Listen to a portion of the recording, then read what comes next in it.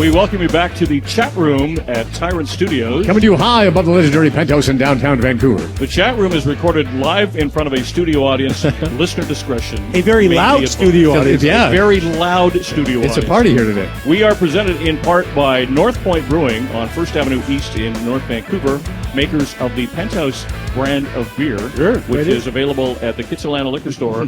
It's a very branded can, which you can actually get for yourself. You want to get something maybe for the holidays, for somebody's birthday party, what have you. Your child's 12th birthday. Your child's 12th birthday, yeah. You need a drink, too. Yeah, what's So, I'm Joe Leary, along with Danny Filipponi from the BC Entertainment Hall of Fame, proprietor of the Penthouse nightclub, Aaron Chapman, who's running for One City, or hoping to run for One City, the political party. And we've had some political types. We've had Mike Classen from City Council. Brad Smith. Mayor Brad from Brad West, Brad West West, from yeah. Port Coquitlam, who's coming back on a future show. Yeah. This man's name is William Azaroff, and he wants to be the next mayor of our wonderful city. Welcome to the chat room. Thank you for having me. This is great. My first question is, I'm looking at your background, I'm looking at your resume. You're a successful businessman. Why do you want to be mayor? You're not doing it for the dough, because the dough, you've made some dough. You're not making dough as a mayor of Vancouver. Yeah, you have to do it because you love the city. I was born and raised here, care a lot about the city, think we can do better, and think I can help. So, yeah, you're right. You don't do it for the dough. You do it because you really care about people, and you want people to succeed. Well, that's what I was saying to Aaron earlier. Aaron is running to be a candidate, or hoping to be a candidate for One City. Aaron has written numerous books. Aaron is my Vancouver historian. Here we go. You've got the books in front of you. Would that not be a good prerequisite to run for council if you love your city so much you actually have written books about your city? Would that help you? I think it would. Yeah. I think it would. I mean, it shows you have knowledge about the city, you care about the city. It's not like Aaron's a Johnny-come-lately here on caring about the city. Yeah. It's interesting. Somebody mentioned to me the other day, well, Aaron, you're one of the more interesting people that's running for Vancouver City Council because... Of any party. Of any party, I think, because I'm not a lawyer, I'm not an urban planner, I don't necessarily come from a housing activist. You're not a lawyer? I'm not, yeah. Oh, my God. All the legal advice I've given you, William, yes. He's off the clock. I have to go make a call right now. It's just phenomenal. But I think people appreciate, my interest in the city and my desire to get on council comes from my interest and my love of the city, and I don't think there's ever been a Vancouver historian on city council, so it's maybe something worth trying. And I'm following the whole mayoral candidacy and also the One City through you. And I have to admit, because I don't really follow it, but through you I am. Yeah. And boy, are you guys sort of doing a lot. I mean, I know there's lots of enthusiasm in the party. There's so many people that sign up. The membership has quadrupled in the last few months and stuff like that. So I think it's One City's year, honestly. Yeah, feels like it. Yeah. So who was it? You alone who decided to get it, or did you have like a nudge from someone? Sometimes someone's like, "Come on, you got to do it." How did it all go down? Very much. I was not thinking of doing this. This was not on my radar. The executive director of the party took me out for coffee one day, ostensibly because I'm in nonprofit housing, to talk housing policy well ahead of this year's election. It took me longer than I think most people to realize what she was really asking me in that conversation. Yeah, I was like, penny dropped. Yeah, and so she asked me to run for mayor. That was an easy no. I didn't say yes on the spot. Sure. It took a fair bit of convincing, a lot of conversations with my wife, because, of what you said, Joe, like this is tough stuff. And it's harder and harder to govern. It's harder and harder to manage cities or any level of government. But I came around. Are you excited for FIFA? I am. Yeah. I mean, there's a lot of moving parts here, right? Sure. Yeah. And so I am excited about FIFA. I think it's great. Soccer is like the world sport. Sure. I am worried.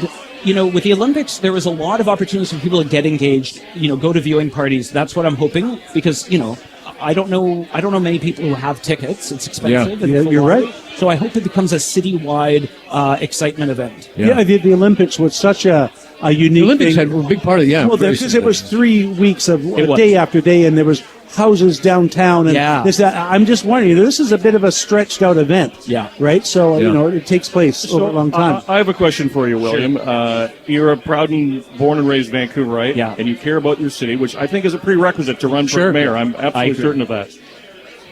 I am born and raised in Vancouver as well, and I drive around and I see things and I go, geez, if I were mayor, or if I could have any say in council, I would, like Main and 7th. The intersection at Main and 7th is the most bullshit organization I've ever seen. I would go to council and go, can we do something about this? When you drive around the city, do you see stuff and go, that's on my list? I walked down Granville Street today, And the amount of buildings that say for lease, that troubles me. I grew up in this town. Granville was the street. Yeah. It was the street of dreams. What the hell? Like, do you have a vision for things like that? Yeah, I'm glad you mentioned that last one. Yeah, I think the city can do a better job of spurring innovation. So right now, like if you have a building and it has a retail space and it's a toy store and you want to turn that into a hair salon, you have to go through a whole change of use. The city gets in your way. Right. I think we need to shrink the categories of use so that way if people want to come in and innovate and take over a store, because we have all these empty buildings, this is an innovative economy. We're not a head office economy. So we need to spur and help City Hall should be there to help you do what you want to do. Small businesses in particular. I mean, let's be honest. I know you did a bit on Instagram, Chappie, about street signs. Street signs. How it takes 3 to 6 months to get your street sign approved and stuff like that. So, is there some way we can, condense that time? And you know a lot about signs. I do know. I just have a book about signs with you. Yeah, of course. Yeah. But no, it's like you say, one step at a time. But as Joe mentioned, boy, it seems like you're pulling teeth half the time, right? Yeah. Yeah, and the city needs to, like I said, it needs to spur that. Are these fixable things, or is there so much red tape involved in the political structure at any level that it's beyond repair? Well, I think the thing is it's a culture shift at the city, right? So the city needs to see themselves as enablers rather than, in some cases they are regulators, that's fair, but I feel like they see their role as regulating everything as opposed to enabling, and we need the economy to grow.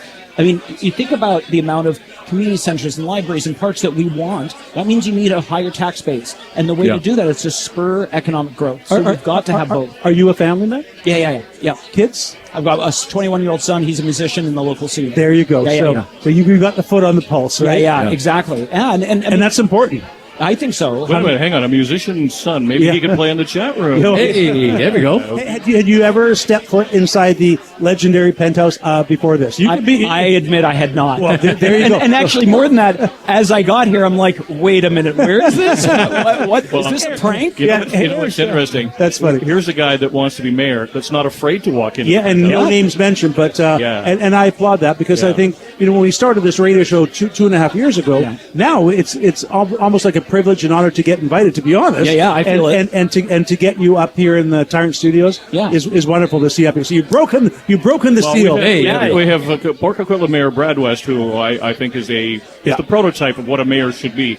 But there are other mayors, no names mentioned, that don't think it's cool to be seen in the penthouse. Yes, downstairs is a strip bar. Sure. It's been around since the 40s. Yeah. Okay. But again, don't people that go to strip bars, don't they have votes too? Absolutely. It's not illegal. No. Yeah, exactly. Absolutely. So when do we find out? When is election day? October 17th. That's right off. You're right. So if I didn't know that, Which, as William said the other night, feels like a long way away, but it also feels like tomorrow. Where we're coming from. Are you seeing polling results? Are you getting any flavor of what the attitude is in the city? It's too early for polling. That'll start happening. The average Vancouverite doesn't pay attention until September into October. So it's great that people are paying attention this early. I'm meeting with a lot of community groups and different business groups, trying to understand what their issues are. Issues like you brought up on Granville Street. Just trying to take it all in. We'll come up with a policy. There's lots of time, but Aaron's right. It's going to fly by. Yeah. So I have a question for you, William Azaroff, who wants to be the next mayor of the city of Vancouver. Will be the next mayor. Yes. If you become the mayor of Vancouver, when the chat room comes on the invite list down the road, are you going to blow us off, or are you going to go? You know what? No, I'll go back on the chat room. I would come back on the chat room. Okay. Yeah, the thing is, I'll have people to blow you off. That's what I like to hear. You know what? That's perfect. That is the perfect answer. true. You won. Right That's there. why you have my vote. If it's up to me, of course I'll be back. He wants to be the next mayor of the city of Vancouver. His name is William Azaroff with One City Vancouver. Pleasure to see you. Good luck in the election. Thanks for having me. It's been awesome. Thank you. Thanks, man. Cheers.